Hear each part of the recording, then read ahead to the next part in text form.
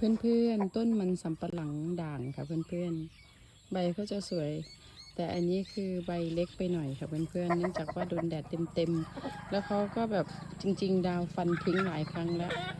เอาวางไว้เฉยๆเขาก็ขึ้นอันนี้เขาขึ้นง่ายอยู่แล้วแต่วันนี้จะให้ดูค่ะความแก่ของเขา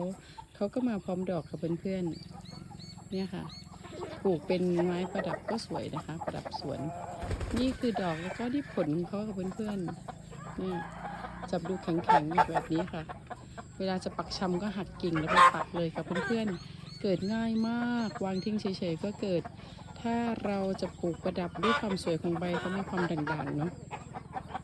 ก็สวยดีนะคะเพื่อนๆมีคนเคยมาขอไปปักหลายคนแล้วค่ะเนี่ยสวยค่ะเพื่อนๆกิ่งเดียวได้หลายต้นหลายท่อนเลยบ้านใครมีต้นแบบนี้บ้างคะ